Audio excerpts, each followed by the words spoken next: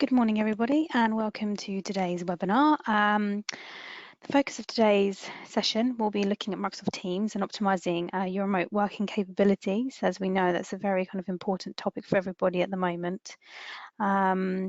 Presenting the session will be Bruce Knight. He is our Cloud Solutions Specialist here at Bytes. Before handing over to him, I'm just going to run through some very quick housekeeping for you all. During the webinar, you were muted, but please, if you do have any questions, you can submit them via the questions box on the right-hand side of the screen at any time throughout the sessions, and then we will have a very short Q&A at the end where we can read a few of these questions out. If any don't get covered, we'll come back to you directly after the webinar. The session will be recorded and will be made available to you probably in the next 24 hours. And there is a sort of critique feedback form at the end that will just pop up when we exit the webinar. So if you could fill that in, we really do appreciate your feedback on these type of sessions, especially in the current climate as well. We are running a lot more webinars than usual, and it's great to know exactly what you want to hear about and what's useful to you. I'll now just hand you over to Bruce, who's going to present the webinar.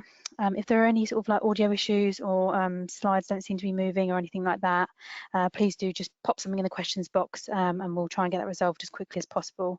But as I think, most of us are kind of working via Wi-Fi and everything at the moment, so please do bear with us. But fingers crossed, should be fine. So I'm now going to hand you over to Bruce. Thank you.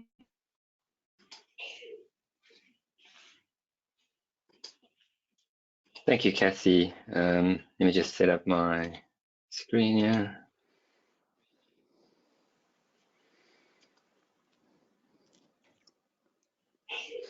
Okay, so welcome everybody. My name is Bruce Knight, Cloud Solutions Specialist, as Kathy mentioned. And so today I will be taking you through mostly demo, hopefully, and not too much PowerPoint or slides. So I guess the purpose of today is to take you through Microsoft Teams, give you some tips and tricks to how to use Teams for remote working, I guess. So lots of new features have been coming into the app over the last couple of months, and so I'll highlight those as well. And if you're not familiar with Teams as well, it'll be a good overview sort of session to understand how you can use Teams. And if you have used Teams or using Teams currently, hopefully you'll also learn a couple of new things. As mentioned, lots of new features have been coming out over the past couple of weeks, months. So with that, I'll start with the PowerPoint slides, just give you a quick overview, and then we'll jump into some demos.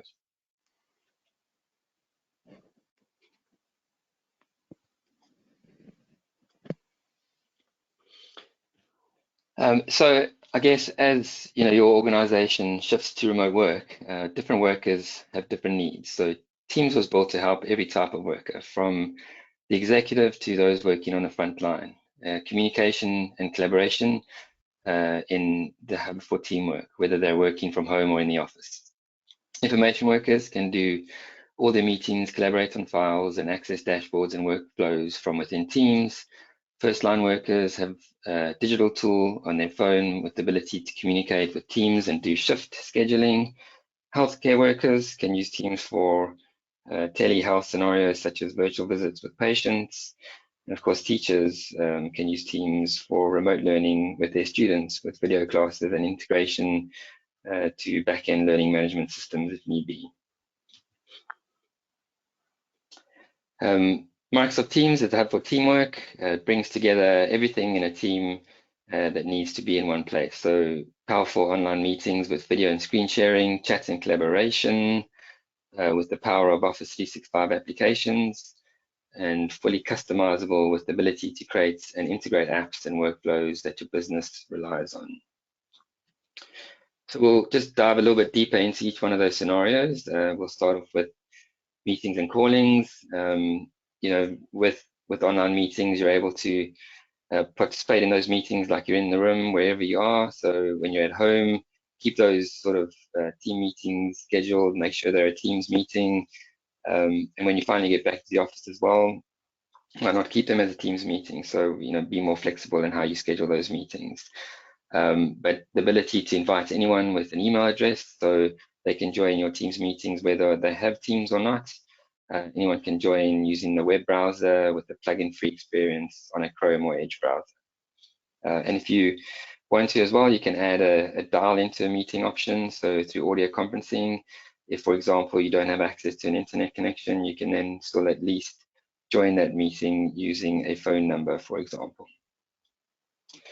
Also try to think of things like holding a brainstorming session. For example, you can create those brainstorm meetings, jump in, share whiteboards, collaborate on those whiteboards. You don't need to have a physical whiteboard anymore. Use the tools that are available to you through the apps that come with Teams. The new whiteboard app allows you to use templates for effective meetings, Kanban, all kinds of different scenarios, and then share those meetings and whiteboards out after the session. So if you, for example, missed the meeting, use cloud recording with transcription. And especially if it could be an hour-long meeting and you're just interested in specific topics, or when somebody perhaps mentioned your name, you can jump in there, do a search for your name, and then go directly to that piece. I will be demoing most of this capability, so hopefully be able to show you how to actually get all this stuff up and running for yourselves. Another great capability of Teams is the ability to hold virtual events. So on the previous slide, I showed online meetings, which is the ability to have a meeting with up to 250 people. If you want to do it to more, so for example, you want to hold a company meeting, town hall type style meeting with the entire organization, you can bring in up to 10,000 participants in a virtual event. You can schedule those virtual events, define who would be a producer, who would be presenters, bring in some Q&A to help facilitate questions and answers, have some presenters ready to answer those questions while your presenters are presenting, queue up next speakers or content, and then send it to live. So you can do that through the Teams client or schedule a live meeting via Yammer, or if you want, you can also stream out to a third-party website or your own website, for example.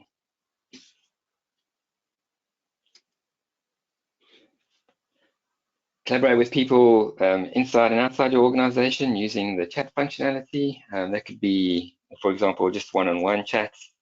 So, if you need to get hold of somebody, find them in the contact section, have a chat with them, maybe try scheduling a quick chat with somebody, or ad hoc with somebody that you possibly haven't spoken to in a while. I know that, obviously when you're in the office, you often bump into people you don't see often. So if you still want to sort of keep those connections alive, maybe look through people that you haven't spoken to in a while and jump in and have a chat with them. Just ask how they're doing and see what they've done over the last couple of weeks, and kind of try and keep that sort of social element or hallway conversation, water cooler type conversations going. So as mentioned, one-to-one chats, or you can invite a couple of additional people. Maybe you want to keep a team group chat going, where anyone from the team can just jump in there and ask a question, or elevate that to an audio call with the click of a button, or a video call. Share some files and content that you're working on, and just keep yourselves connected and collaborating on content and documents that you sort of work together on all the time. I'll also, as mentioned, demo and hopefully show you how you can stay connected using Teams via the desktop app as well as the mobile app. And lastly, maybe one of the capabilities that's overlooked more often, but the ability to add your own apps into Teams as well. So fairly recently, Power Apps now gives you the ability to create no-code and low-code apps, but also publish those directly into Teams. So if you think of any paper-based process, which I guess is probably pretty difficult to sort of maintain in these circumstances, why not convert that to a Power Automate or Power App approval process, for example, and bring that into Teams, so it's easy for everyone to find those apps, publish them in, pin them in the bar on the left-hand side, and utilize new ways to sort of keep on top of those business processes. So I'll jump into one or two. I've created a nice crisis management app that is available to everyone if they want. So on GitHub, it's available, and you can use that app. It's a Power App, publish it into Teams, customize it, make it more relevant to yourselves, but hopefully we'll be able to bring additional value. So not just the typical, chats, calling, meetings, but also the ability to bring your own personal or business apps into the Teams experience as well. So that's enough of slideshow. I'll jump into some demo now. So hopefully everything works well and Wi-Fi stays connected, so I can show you how to get going using Teams. So as mentioned, Teams clients available on desktop across PC and Mac, but also available on mobile platforms, iOS, Android, and also via the web. So most of those apps and those experiences are all feature parity across the different platforms. There may be one or two new features that haven't quite yet made it into web versions or mobile, but for the most part, the experience across the platforms is a really good one, and they've tried to keep it consistent across the different platforms as well. And so I'll show you a couple of ways to connect, via mobile, for example, and how that sort of scenario works as well. But first off, when you jump into the Teams desktop client, you'll see down the left-hand side, you have a list of all the apps. A couple at the top here, activity, chat, Teams. These are the default apps that you'd get. And then your organization or yourself can add additional apps and pin them to the bar down the left-hand side. So, as mentioned, if you have got some business apps, maybe your admin will pin those in and they'll just pop up and show in the sidebar. But then if you also have apps that you use quite frequently, you can pin them as well. So just hit the three dots here, right click an app and pin it in, and then you can move them around as well to make it work for you. So I'll jump into these apps separately, but for now, we'll start off with activity, for example. So this app here is just a great way to sort of keep on top of the latest posts, or if you had notifications or mentions from different teams that you belong to, those will kind of filter into the activity feed. And it's a great way, I guess, in the morning to jump in to Teams and have a look at the recent feeds that you might have been mentioned in, and just kind of triage this area first. And once you've finished triaging, kind of like catching up on mail, then jump into the chat section. So the chat piece here is, as mentioned, where you can have one-to-one chats with people in your organization, or if you've enabled external access, you can find external organizations as well. So you put in their email address, if you're allowed to connect with them based on what your Teams admin has set up. You could find, for example, somebody, a partner, a customer that you work with, and you can connect with them in a one-to-one chat. And then also, I guess, escalate that to a one-to-many if you need to bring in some additional people. But you'll see down the left-hand side, I have a list of chats that I've kind of got on the go here. I've got one with some colleagues of mine, Alex and Lee. We try and keep it a little bit informal, of course, to use things like memes or GIFs to just keep it a little bit more lighthearted and fun, but easy enough to create a new chat. Just jump in here, type in the email address of the person and start to chat with them. And if you have an existing chat, perhaps you've started off with a couple of people and you want to bring in a few more, you can easily add some more participants to an existing chat. So I can jump in here and maybe find some more people that I want to bring in. So I can look in here and say, well, let's bring in Adele to this chat, for example. I can find Adele, and then I get the option here to include chat history. So if we want to maybe include them in some of the conversations that we've had prior to adding Adele, I can say include history from the past number of 1, 2, 3 days, or include all chat history. So when I invite Adele in, then she'll be able to see the chat history. And so it all depends, I guess, on how you want to set that up. You'll also notice that you can turn on read receipts as well. So if you've sent out a chat to somebody, perhaps instead of bugging them, to say, hey, have you seen my chats? What's going on? You can turn on read receipts so that you can see, just if that maybe they've read your message. And often people are busy, they're busy doing other things, and they'll probably get back to you. So rather than bug them all day, at least you can see that they've gone back to you. If you want to know where that setting is to see if a post has been read, you'll see it's been seen by everybody, but there's a setting available. If you look at the top, click on your picture, go to settings, privacy, there's read receipts that you can turn on. So that just helps to kind of know when somebody's seen your message, so you don't have to keep pinging them to say, hey, what's going on? Haven't heard from you. They've read your message. I'll get back to you when they get a chance. And then from chats, you can escalate quickly to video, or set up a call, or perhaps you want to share your screen, something that you've been working on with those colleagues. So really easy to get going on that. But come in here, you've got different options to format when you send a new message, or you can say, hi team, send an attachment. Maybe you want to have a priority notification, so you might urgently be needing to get a hold of somebody. You can hit the little exclamation mark over here and send an urgent notification. So what happens here is, if I send this one out, the recipients in this chat will be notified every 2 minutes for 20 minutes until they've responded. So, if you really need to get a message out to somebody and they're not getting back to you, you can send an urgent message.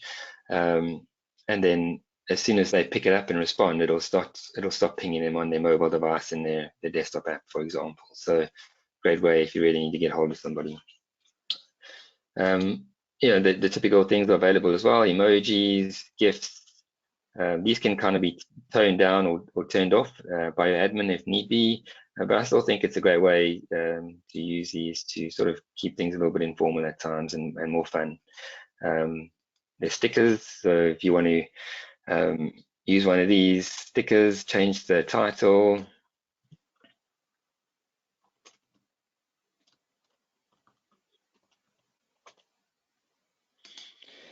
and send it out. Then you can also jump in from here and schedule a meeting with the participants that you had in that group chat, if you want to. And you can also pin some different apps as well at the bottom. So if you want to use a weather app or YouTube or other apps, you can pin them in the bottom here for the team to use. And that's pretty much the most of the features from a chat perspective. If you've used other chat or IM tools, it's probably pretty familiar with you, so not too difficult to learn how to use that piece. I'd say moving on from chats, the team section here is kind of, I guess, the core capability of Microsoft Teams, where you create a new team, you bring people in, create channels. So yes, when you create a new team, that's kind of, could be project-based team or a manager and their direct reports. Maybe you want to do departmental teams, so all different types of reasons that you might create a team. And then you'll create channels for different topics or conversation streams. So by default, when you create a new team, you get the general channel, and then you can add additional channels. The ability to add a private channel has also been added fairly recently. So if you say, for example, create a new team, you've got 10 members in that team and you want to create a private channel that only 2 people belong to, you can now do that, and that channel will be only visible by those 2 people that you've added into that private channel. So how do you start and create a new team? At the bottom here, you'll see join or create a team. You may or may not see this block here, depending on how your organization has set this up. So some orgs, they kind of let end users have free reign on this, create teams, create channels, ad hoc and when they need to. and other organizations may have a process in place for a new team. So you might have to fill in a form to request a new team, for example, and they've restricted the ability for just anybody to create a team. So if you don't see this here, maybe contact your IT admin and ask them how you could get a new team into Teams. But if you do, easy enough to create a new team, create a team, build a team from scratch. That's creating a brand new team. Or if you have already started adopting things like Sharepoint Online, for example, you may want to create a new team that connects to an existing Sharepoint site. And you can do that by creating from. But I'm going to create a new team from scratch. You'll also see a bar at the top here that you may or may not have when you create a new team. This is fairly new functionality as well, and can be enabled via sensitivity labels in Office 365. This functionality is a great way for you to start labeling your teams. So, there's different reasons, as mentioned, to creating teams, and perhaps, you want to start labeling them so that when users are using that team, they have some more information around what that team is used for. And also if it's, an external team, for example, you may want to allow members of that team to invite guests. But if it's and a confidential team, then you may want to block members from being able to invite external guests into that team. So labels are a great way to control access to teams and also to get visibility from members of that team on, maybe just some information on how they should be using that team. And these can be defined custom labels. So whatever you want to put in here, you can, and then publish them out. So for example, if I'm creating a confidential team, I can have sub-labels as well. Or if I was, say, using a special project label, you can see now, because I'm using special projects, I can't create a public or org-wide team. But if I change that, then maybe it's only public or org-wide. So that's all defined in the label. You also have an administrator will have the ability to create an organizational-wide team. These are really good to keep in contact with the entire organization. Probably good ones to be moderated, so not having everybody be able to reply if it's just going to be used for sort of announcements and keeping people sort of in touch with the latest company news. But the nice thing about this is everybody gets automatically joined to an org-wide team, so you don't have to manage, members or lists of people that belong to that team. So I can create a new team, make it public, give it a name. So now in the background, when I create that team, it starts to create a bunch of resources in the background for me to start using this team. So it creates places for me to upload files and content that we want to collaborate on. It gives me a post section where we will have the ability to have channel conversations. And then also I can add custom apps in there, different tabs. So a great way then to make that the hub for that project that you're working on, for example. But in here, I might add a couple of participants or members. And then by default, the people you add in here will obviously have access to all the information that they may be working on.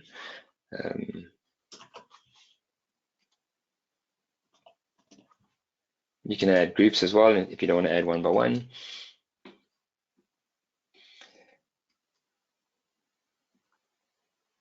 And there's my new team that's been created. You'll see at the top here, I have the label that I specified when I created that team.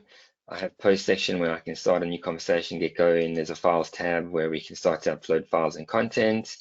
And then there's the ability to add your own apps into this team as well. So lots of apps available today out the box. So, obviously all the Microsoft apps, like the ability to add a new form, a planner app, document libraries from other SharePoint sites, Word, Excel document that perhaps you're working on quite frequently. You might want to pin that as a tab to the top of the team, just so that it's easy and quick for your members or the users of that team to really jump in there and get going quickly on that document. So they don't have to search for that file. Or if you want to add Power BI, for example. And then there's a whole host of third-party applications that can also be added. So if you're using Trello or one of the other third-party apps, you can jump in here, add it into your team and collaborate together on that. those apps as well.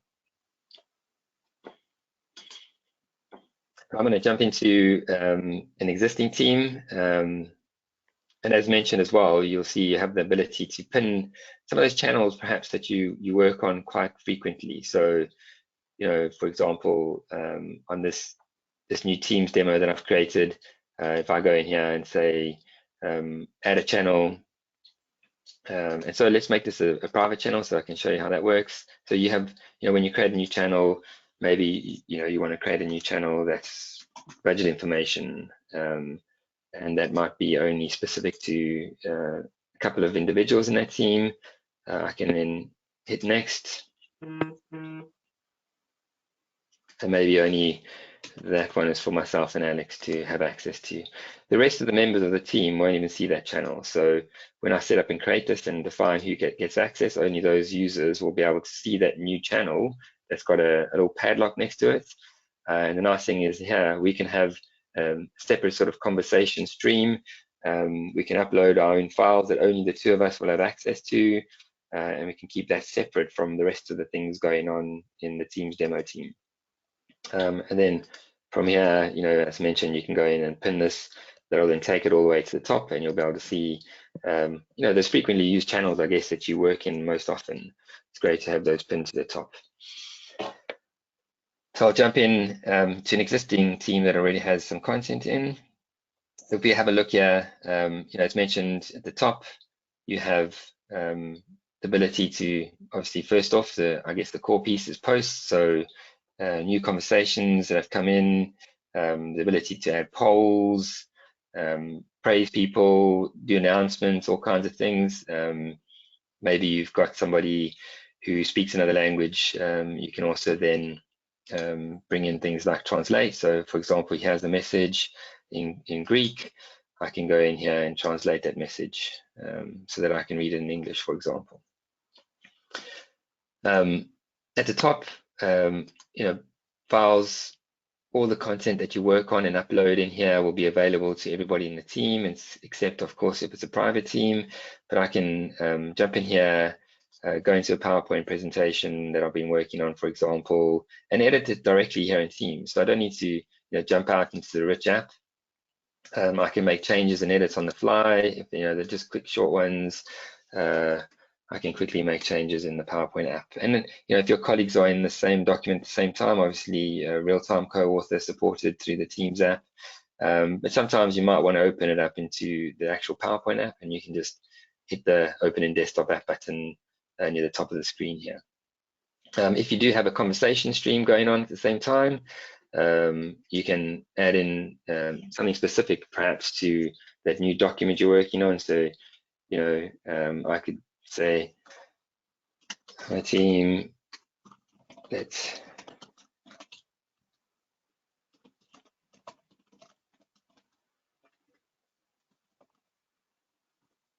before tomorrow's company meeting. Pop that in, and obviously the nice thing about that, it keeps it all in context. So when I jump back into that team,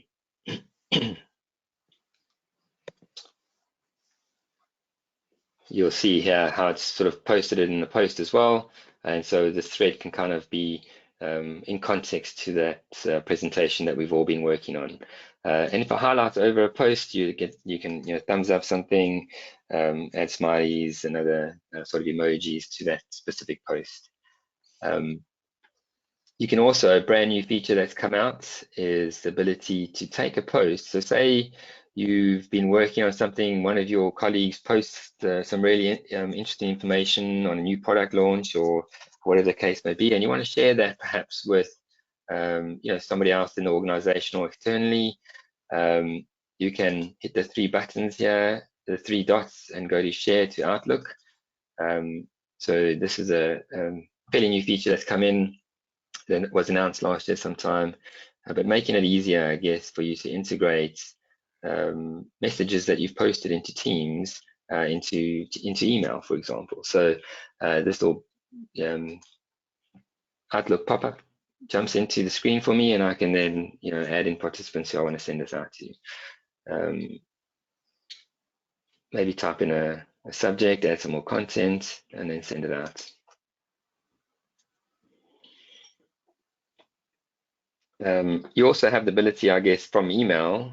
So if you're in Outlook and perhaps you've got an email from an external source and you want to share that with the rest of the team on Teams, you can get the email address for the channel that you want to send it to. So if you click the three dots in the top right-hand corner and you want to get that email address,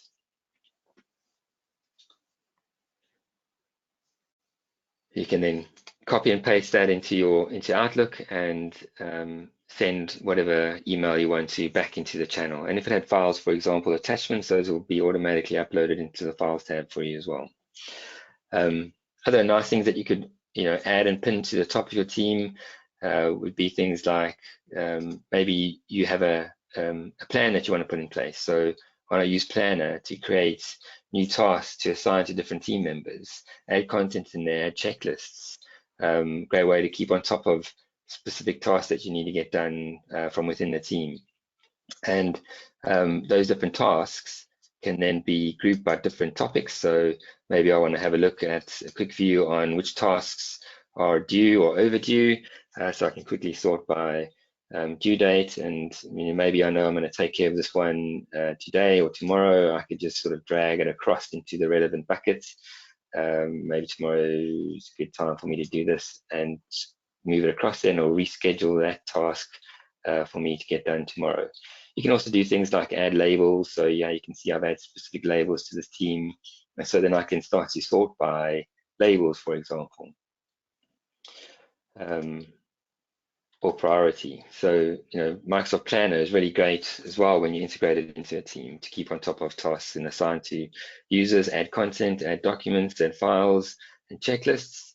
But nice way to keep track of things that you need to get done. There's also a great charts view. So if you want to get a summary on what needs to happen over the next couple of days or weeks, based on buckets, status, so which ones have started, which ones haven't, which tasks are late and need to still be done down the right-hand side here.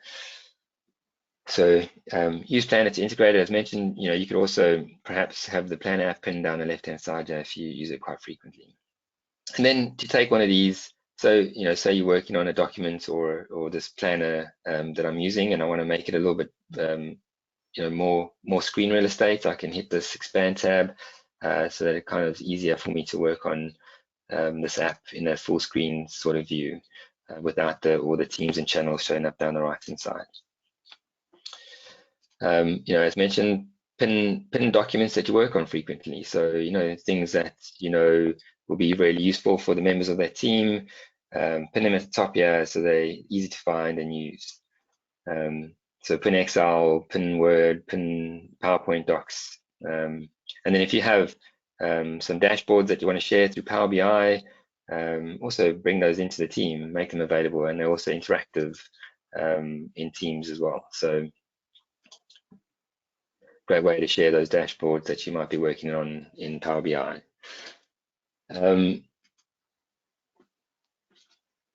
If I jump back quickly to posts, though, a couple of new things or features that have come in over the last couple of months. Obviously the typical things like being able to mention the team name. So, if there's something that you really want to call out in a post, you can mention the actual team. So I could say @Mark8 project team, and if I send that out,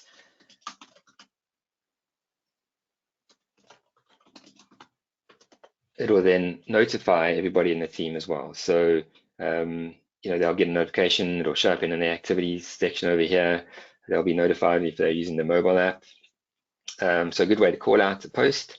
You could mention teams, people, and there's also new tags or fairly new feature called tags. And the tags is a great way to group people together. So, maybe you've got 15, 20 people in a team, but you just want to message or notify the salespeople in that team or the marketing people. And so you can hit the three buttons on the channel or on the team, and have a look at managing tags. So, create your own custom tags with people in them that you're going to need to communicate with often and you want to notify them. I've got a couple of tags already that I've created, and so easy enough to create a tag. You have to be an owner permission on the team to be able to create tags. But yeah, I can give it a name, add people, and then when I go back to start a new conversation, I can hit at, and I think one of them was marketing, research, or developers. Can't remember. There we go. Developers was one of the tags.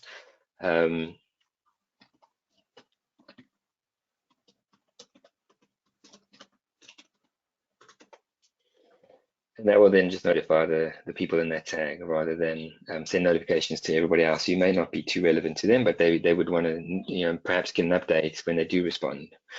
So a great way to call that out. And then there's a couple of things. So if you click the sort of compose box icon on the bottom left here where you post new messages, you'll see you have the ability to, if you don't want to just do a new conversation, maybe there's an important announcement that you want to everybody to be aware of, change it to an announcement.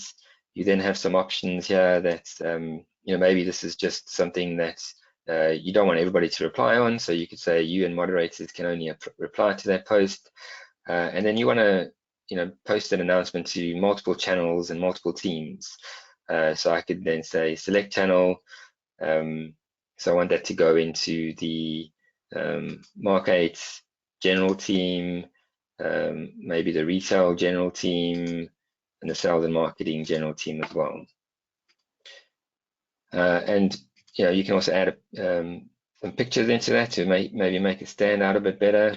So in here I could grab a file, upload that in, just make it stand out a bit so that when users jump into it, they'll notice that post a bit more. Hit done.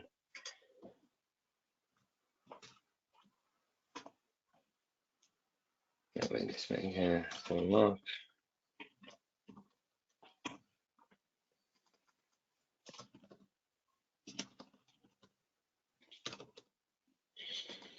And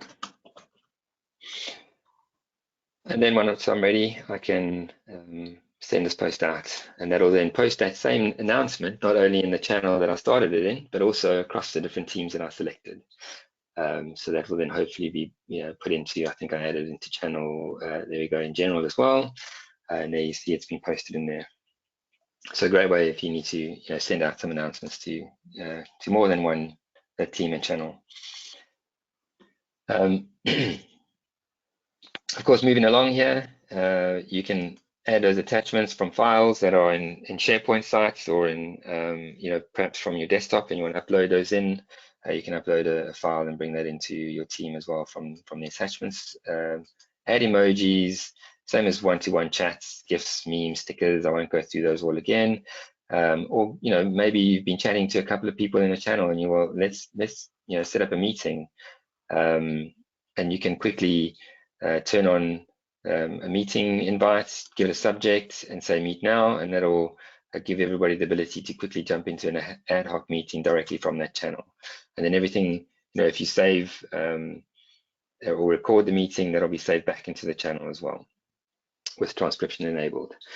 So a nice way to stay on top of that.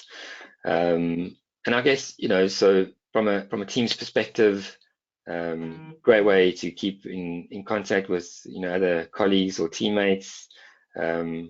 Keep the threads going, keep the chats active, and make sure that everybody's contributing to the team and you're getting some value out of it. So moving on then from the team section is the calendar app. So calendar is, if it's set up in your organization, you can integrate your Exchange calendar, whether you're on-prem, still with hybrid, or move to Exchange Online. You can integrate your calendar app in here. And from here, you can schedule a meet now, you can schedule a new meeting. So hit new meeting, add a title, add required attendees. So we'll bring in Alex again.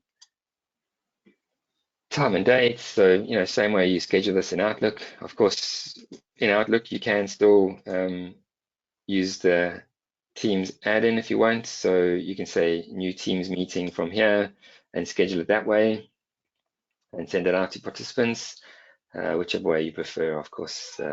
Entirely up to you on how you create new Teams meetings, but easy enough to do. If you want to connect this meeting to a channel, this is where you can add that specific channel that perhaps you wanted to bring back the all the content that you sort of upload as part of the meeting, meeting notes and those sort of things. Conversations that happen during that meeting will then be added to the channel rather than just to a new chat sort of conversation. Once you're ready, you can obviously put in some detail around this and then send it out.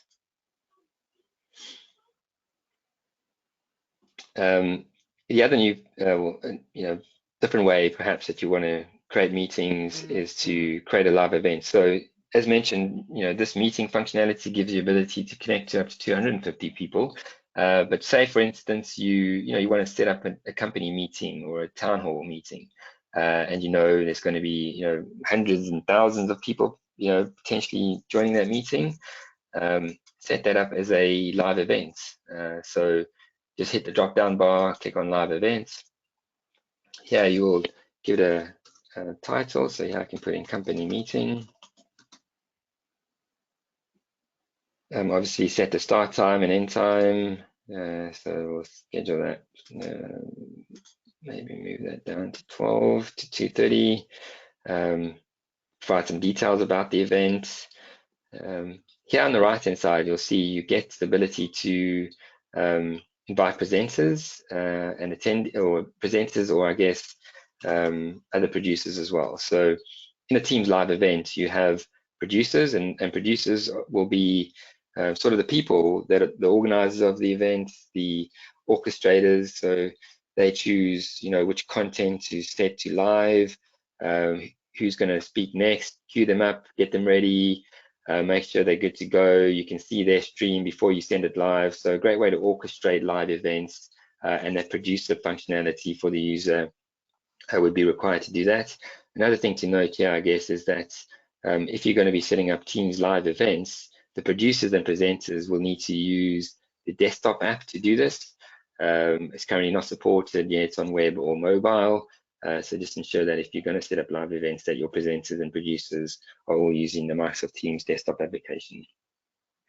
So once I've defined who the presenters and producers are, I can then send out or create that invitation. There's a couple more settings here before you finish up. Org-wide, so this is for example, a company event. So org-wide is great for me. Only organization members can join this event. So sign is required. So everybody in Contoso, for example, can join, and nobody outside can. But maybe you want to set up an event for external participants to join as well, and that's where you can create a public event to live stream to people outside of your organization. And then down the bottom here, there's some more settings where you might want to enable, for example, a Q&A, so that as you presenting or producing the event, attendees can jump in and ask questions, and of course then presenters and producers can then answer those questions either in real time or wait until the end of the session. So once I'm ready, I can schedule that.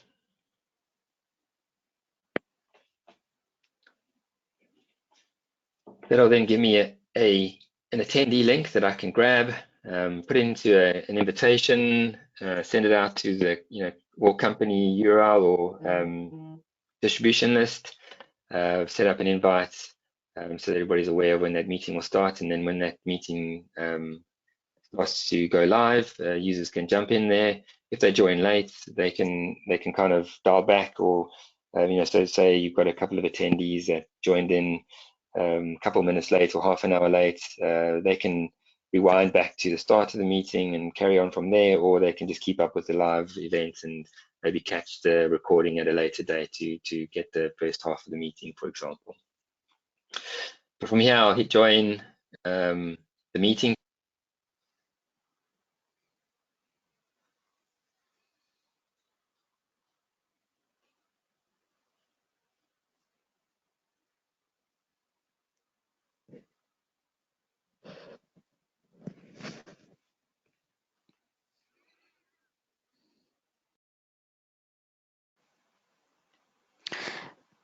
Bruce, we can't hear you at the moment.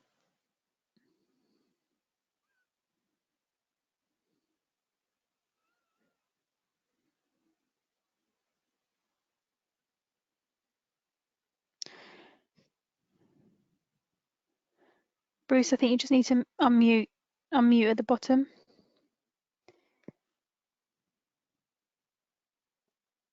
Can you hear me? Oh, yeah, can hear you now. Yeah. Perfect. Sorry, I think it grabbed my mic when I started the Yeah, live I thought that might live be the event. case. No worries. Yeah. So hopefully, you quickly saw what that live event from a producer perspective looks like. So slightly different than a normal Teams meeting. You get the ability to see, that queued window where you can push content and other presenters into. When you're ready to bring them live, you hit a button that pushes them over to live, and then queue up the next speaker. And when that person's finished, you can end him, send the next one in. So a really great way to organize and schedule live events. But I guess more often than not, the core sort of way that you would join meetings would just be a typical Teams meeting. And so those, as mentioned, you can create and set up, and then just jump into them when you're ready to go. So if you've created a new team meeting, you'll see them up here, and then you can jump in or create a meet now. So, so if you want to get a meeting going straight away, you can just hit meet now, change the title, marketing.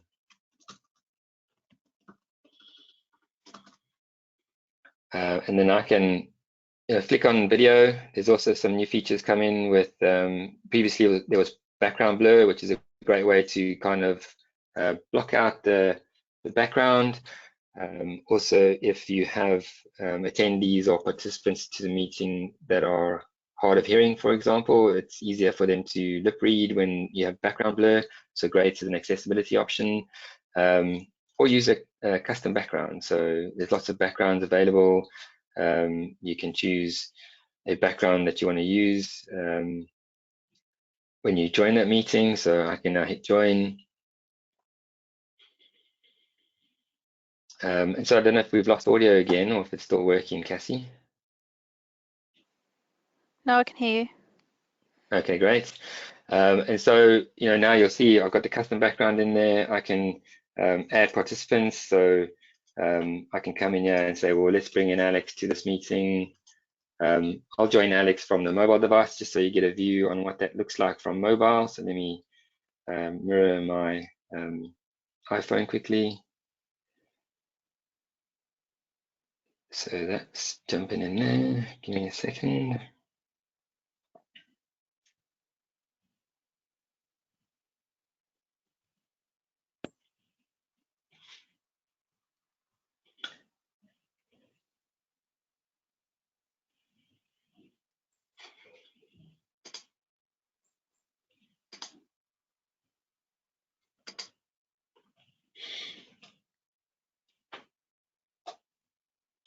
See if that's working now. Just one sec, sorry.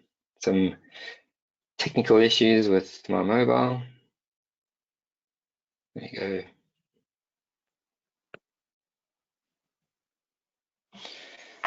go. So as a mobile user, you'll see the Teams app, as mentioned, fairly looks the same pretty much. I've got it in dark mode, so if you want dark mode, you can.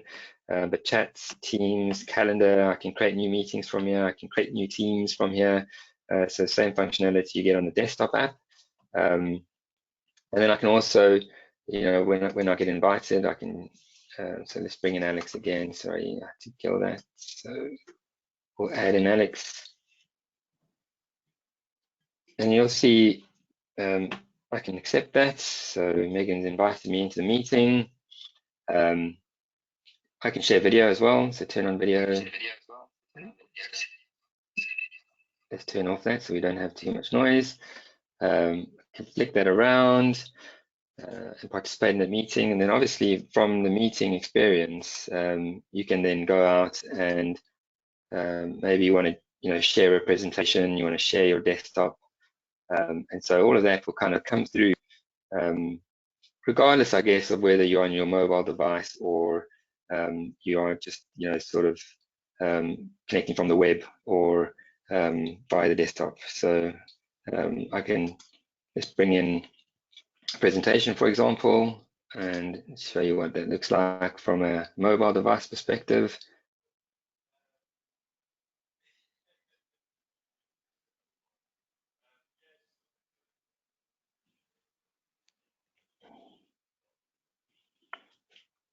So you'll see once you start to share content, the kind of video gets pushed down to the bottom to make the focus on the content. On the mobile view, so this is the mobile view over here, I'll just get that sort of content view as the primary sort of screen for me. And perhaps maybe I'm on my iPad or I'm on the go, and I want to I have to do some presentation. I can take control. Maybe I'm connected with my phone and I've got headsets, and then I can manage the slides from my mobile device, still flick them across, and manage all of that from mobile. So pretty comprehensive features and functionality available via the mobile device as well.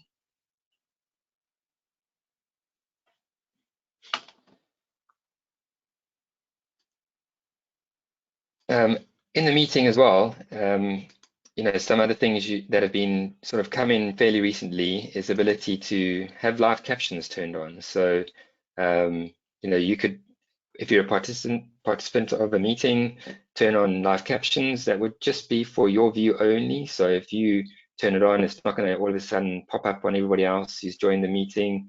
They'd have to go in and activate live captions. So maybe not everybody wants to see a closed caption on the bottom left-hand side of their screen. So, and also maybe you don't announce that you need to have closed captions. So it's good that it's kind of a personal view only, but it's a great way if perhaps you're in a noisy environment and you're struggling to hear, turn on closed captions to help sort of get the gist of that meeting. But you can also start recording that meeting.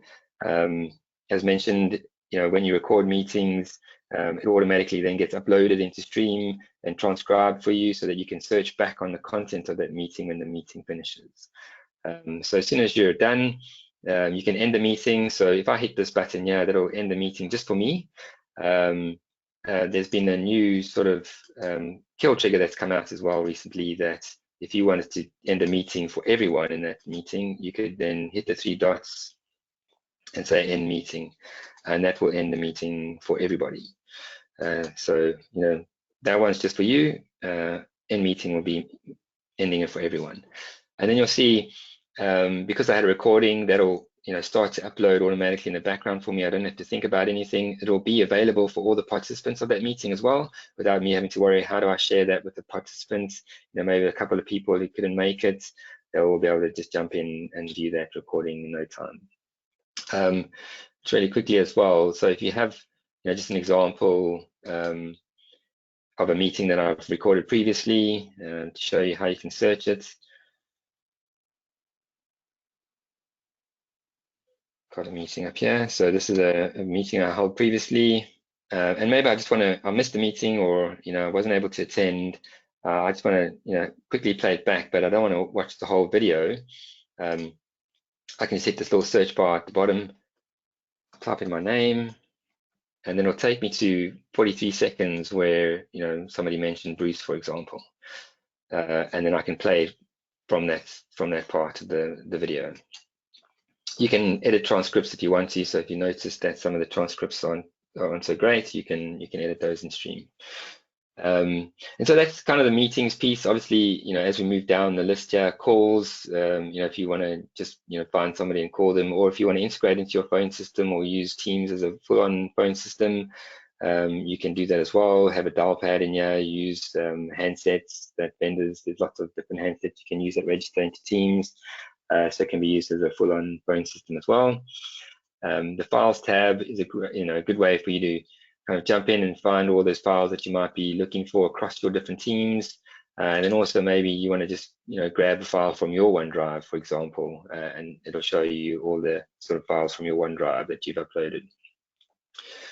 Some new apps that have been added into Teams. So Communities is a great new app. If you use Yammer today, you'll be pleased to know that fairly recently Microsoft have now published the Communities app to Teams. So why not bring then your Yammer groups and conversations into Teams? And so now you can pin that app, maybe get your admin to pin it for all users. You'll be able to see those Yammer feeds that have come in from Yammer straight into Teams. If you've got questions and answers, those all flow through in here. So, you know, in Yammer, you can ask a question, mark it as best answer. But now I don't have to jump out into a separate window or application to get Yammer. I can bring that all to my Teams app. Another, you know, as mentioned previously, the ability to use Power Apps and Power Automate to bring in your own specific line of business apps or apps that you've created. Power Apps can, you know, be a great way to automate business processes and create those apps using no code or low code. So you don't need to be a developer. You know, if you've got a process, you've got an idea, have a look at Power Apps to help you put that down into an app. And I mean, so for example, I've got this crisis communication app. If you want to know more about this app, just search on, there's a Microsoft blog post recently about crisis communication with Power Apps. It gives you all the instructions on how to get this into your Teams environments or create an app that's available cross-platform, so, you know, mobile, web, desktop. And in this app, I can, you know, do things like share status, so working from home. And if I set this up, it'll automatically then set up an out of office for me, for example, email. So I can say I'm, you know, working from home today and tomorrow, submit that. And then maybe I want to share that with my manager, for example. So I'll select and somebody from my team. So I'll share the fact that I'm working from home. Here's what's going to happen from an out of office perspective. Submit that. That'll automatically turn on my out of office, email my manager and the people that I've added. So they'll see automatic reply, work status, working from home. So it's all been set up now for me without me having to go in and set up my out of office. I'll just do share status from this app. But it's a great way for you then also to share company news, for example. So, you know, things that you want to post that's relevant to the crisis that you're in at the moment. Or bring in RSS feeds from other sources externally. So, you know, for example, I've added a BBC RSS feed into this World News one. Helpful tips. So share tips and tricks, maybe on how to work from home, FAQs, emergency contact links, or make a request. So maybe, you know, somebody needs help with something. The nice thing about this is if you make a request through this button here, what happens is it'll actually then send that request. So I've set up a team called Crisis Information with a channel called Help Requests. And so when somebody submits a new request, the whole team will get notified that's working on helping out. So yeah, you'll see it creates an adaptive card, and then the flow bot from that app will then post that into the team channel. And then from here, I can be like, oh, well, guys, you know, how can we help out on this request? So I have a conversation with the internal team that's facilitating this. And then once we're ready, we can then get back to that user either via chat from here. So I can, you know, quickly hit chat, or I want to send them an email. So if I hit chat, that'll open up a new chat conversation with that person who requested that help, or just want to send them an email. Similarly, you know, you might have that flow app just pinned down the left-hand side here to have a look at all those Flowbots submissions. So there's that crisis COVID one that I got, but there could be also, you know, other workflows that you've set up and created in things like Sharepoint, for example. You might have a document approval process in place, and you can get this now pushed to you into Teams for approval. So somebody, you know, uploads a new document, they send it for approval, it will hit me in Teams, and I can just do the lazy approval from here and say, yep, looks good. That's all sort of tracked and audited in the background. I can update that status on the document library in Sharepoint, and I submit this, it'll be approved, and they email back a notification to the requester. So if that's myself or Alex or somebody else, they'll get a notification saying that that document's been approved, and they can then send it out to the customer. So lots of different ways, I guess, that you can kind of, you know, see how Teams really can become that central hub. And as mentioned, try and bring in some of those Power Automates, Power Apps, sort of workflows into your everyday life as well, to make life a little bit easy for you, and then also to streamline business processes. So very, very powerful tools. If you haven't used Power Apps and Power Automate previously, look it up. There's tons of information on how to get started, how to easily post and publish those into Teams. And so, for example, back quickly to the crisis information one, I had the user app published to the left-hand side, but maybe I want the admin version of that app published to the tab that we're all, the core team that's facilitating these requests can jump in here. And then, somebody wants to know how they can work effectively from home. So why not I create a new helpful tip and direct them to that? So I can then create the new tip in here, save it, send it out, reply to that person, point them to that the new crisis communication app for tips and tricks, and everybody else who had the same sort of wanted to know how to do that, then get visibility of that as well. So great way to bring all these sort of things into Teams. I think we're pretty much out of time. Obviously, Teams has so much to it, and there's lots you can do. And I think the best way, if you're new to Teams, for example, is bottom left-hand corner of your screen, there's a help button. Go there, hit what's new, or have a look at the training content that's available, and just start to go through some of these videos. So when you have some time at home, watch one or two of these videos, or find something that you're kind of wondering about how to do, and you can watch those really quick, short, snappy videos on how to keep up on what's happening. And if you want to see what's new, jump into the what's new section, and this will show you a couple of new features that have recently been announced. And you can see there's been loads over the last couple of weeks. I think that's, we've run a little bit over time, so I apologize for that.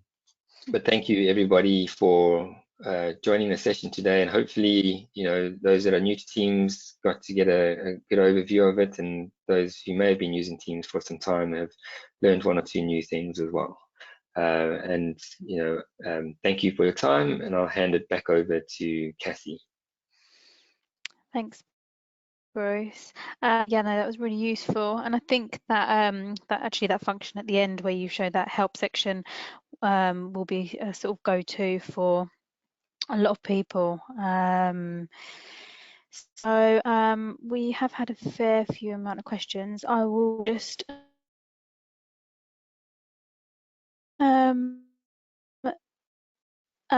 swap to those that are asking at the beginning of the webinar and then throughout. So a couple of people did ask how many people can be on video chat calls at one time? Yeah, I think so video live stream. So I guess that over the last couple of weeks, a lot of news and announcements around Zoom, and I think they support up to 49. Teams for now is 4 live streams, and they've announced on roadmap. So I think coming out fairly soon, hopefully by the end of the month, you'll be able to have 9 live video streams at the same time with 250 participants. So then only your active video streams will be 9. For now it's 4, but will be 9 soon. And then there's also talk of making it even more than 9 at some stage. But hopefully we'll get the 9 live streams capability coming in the next week or 2. Yeah, great. Can you set up groups that anyone can use for group chats, or does each person need to set up their own group? So you can set up a group like a public team, for example, where anybody can find that team and join in and chat. In one-to-ones, so in the chat section there, you've got to invite somebody into that to be able to have that conversation with 2 or 3 or 4 people, however many you choose. So that's not like an open sort of chat. You'd rather use create a new team that's publicly available, and then people can search it and find it and join it, and then they would be able to take part in the conversations in that team. Okay, and can you have the team creation turned on for some users and off for others? Yes, you certainly can. So there's you can create a security group in Office 365, and then whoever's part of that group, so you add members in there, they'll be able to create teams, and anybody who's not part of that group wouldn't be able to add teams. Okay. Yep, fair few, many of the same questions. Does Teams link with Sharepoint? We save all our collaborative work on Sharepoint, so just want to know how best to use the 2 systems together. Yeah, so Teams is really tightly integrated into SharePoint. SharePoint Online though, so if you're using SharePoint on premise, unfortunately, there's no integration there. But if you use SharePoint Online today, with team sites, communication sites, document libraries, you can create a new team and connect it to existing sites if they're group connected. Or you can bring in a document library from other sites into a team. So, where you hit the little plus button on the tab at the top right in a team, you can add a SharePoint document library or SharePoint list, for example. Maybe you've got a list or a form that you want to bring in from SharePoint into a team, and you can do that. Okay. With regards to sort of the virtual events and things like that, if an event is recorded, can the people that attended be prevented from sharing it outside the group that attended that session? Yeah, so when you do only the participants in that session will have access to that recording. So if you make it open and available to everyone, obviously in that scenario, it'll be available to, if somebody shared the link to the recording, I think by default it'll be available for 90 days, but then you could download it and move it to stream or remove the recording. And if you put it into stream, you can control the permissions on that a bit better. But if you set it up as an org-wide or sign-in only, where you have to invite the participants, only those participants would have access to the recording. Okay. A couple of people have asked about polls. I don't know how easy that is to explain. Can I create the poll in advance of the call and display it at the appropriate time during the call? So I guess in a normal meeting, I'm just trying to think if the poll, you'd create a poll in the channel, I guess, and then you could, just point everybody to that. But there's, I guess, no real way to kind of queue them up and then, pull them out at any given time. I'm just trying to think of it as a way. If there's something I find on that, we'll share that. But for now, I don't think there's a real easy way to do that. Yeah. The help function that you showed at the end of the webinar, is that available on mobile or can you only access it via desktop? Wow, I've actually never looked on mobile. Let me see if there is a help function. Okay.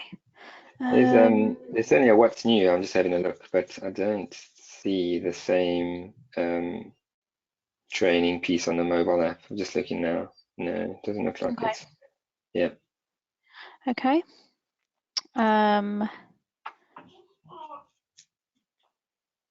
In your opinion, why really would you use Teams for a video call as an alternative to, say, Zoom?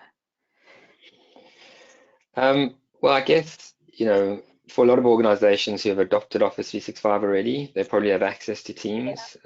And so, federation with your identity, if you've got multi-factor authentication turned on, for your organization to enable Teams for those users, it's pretty much tick the box. And obviously there's some governance and security, other security settings they may want to set up, but then it's, it's free to use. It's part of pretty much all the suites in Office 365. So, more than likely, if you already had Exchange in the cloud with Office 365, you have the ability to use Teams straight away. So no additional cost. Integrated with all your on-premise AD infrastructure, so no separate sign-ins for the apps. Use your AD passwords to get in there. 2FA that's been set up, so sort of in place already. So from a security and governance perspective, all the content and stuff you share will all be part of your Office 365 environment. So I guess that's probably the main value.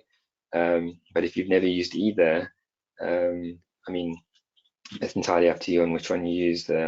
I guess I'll reserve comments on that one. I guess preference-wise, and whichever app you prefer, or you can use that. Yeah. What features are not available on Teams Mobile and Teams Web? So for now, things like blur background or custom backgrounds in a meeting on the mobile app is not available. So I believe that's coming fairly soon. But things like even closed captions is available now. You can create a new team. You can create an invite. You can even on the Outlook mobile app schedule a meeting and slide over the Teams meeting radio button to make it a Teams meeting. So, some of the tabs that you pin at the top might not work when you're in the mobile experience. So, if I had to say, add a third-party application to the top of my team, when I jump in there on the mobile experience, it may not work properly when I go in there, or not be visible because it's not supported in the mobile app. So there'll be some scenarios like that where it won't be as good. But for the most part, the only real things I can think about is, those that I mentioned. But other than that, it's fairly great experience across platform. Okay, cool. Can you set up Teams meetings from a shared mailbox calendar? Or is it only your personal one? Do you know? So I guess, you could, so the invite, when you create a new invite for Teams, you obviously have your unique meeting space that gets created. I guess you could copy that and create the invite and send it out from a shared mailbox if you want to, the invite itself. But each person who has Teams, when they set up and create a meeting, would be unique to them. I guess if you wanted to have a shared experience, you could create a shared account, and then license that account with Teams so that you could do that, where it's, the info at or help me at, for example, and that's kind of the organizer of the event and the host of the event as well. So you'd have to license that shared mailbox in that instance and give it a Teams license as well. Yep.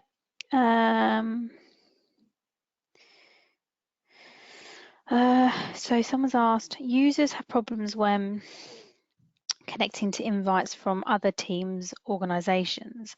What is the best approach for this? I don't know. I think that might be something that I've experienced as well recently. I don't know if that's just because so many people are using Teams at the moment with everyone remote working. Yeah. I mean, there's settings in things like anonymous join access. So, depending on your organization and what they've set up to allow anonymous join.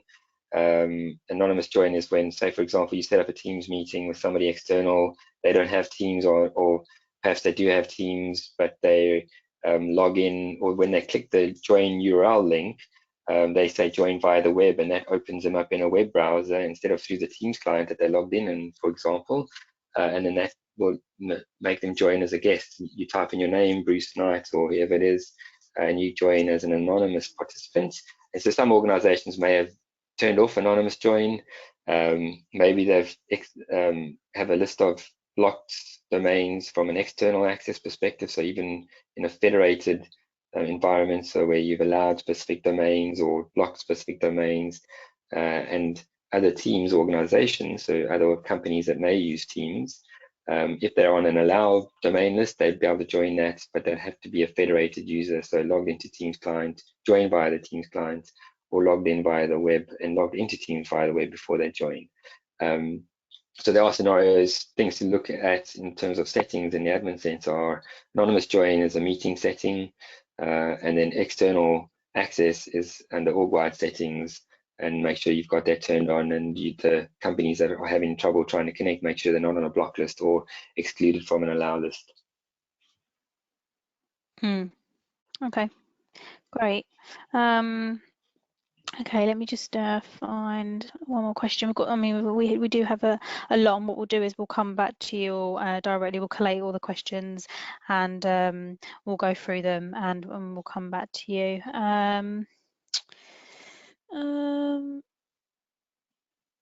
Would Power Apps allow you to integrate CRM applications, and if so, set tasks and reminders into Microsoft Planner from within the CRM platform?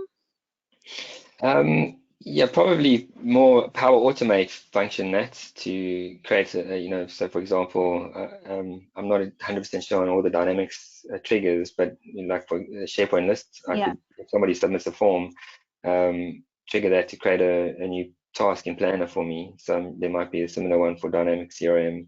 I haven't had a look, but I'm pretty sure it'll be possible. There's lots you can do with Power Automate and Power Apps. Great. And I mean, this is probably one for me actually. We've had a fair few people that have asked, oh, you know, why do we use GoToWebinar rather than Teams for this webinar, for example? And that really just comes down to, you know, it's our personal preference when presenting webinars. GoToWebinar has a really good kind of reporting reporting functionalities for us. You know, Teams is a great collaboration tool and is, you know, great for video conferencing, virtual events, and, you know, is sort of really productive. It just depends on what you want to use it for, really. And yeah, what your purpose of your meeting or your event or your webinar is. Yeah, that's it. So we've got, yeah, so quite a fair few questions that we'll come back to you with. I'm going to wrap things up now because aware that we've overrun with time and people have probably got other calls and things to attend. So as we said before, if you do have questions, you can email tellmemore@bytes.co.uk and we will share the recording around with you all in the next 24 hours or so. So thank you, Bruce, for all that content, and then the demo was really, really useful. I hope everybody else found it useful too. And just want to say thank you all for joining us this morning. Yep, thanks everyone.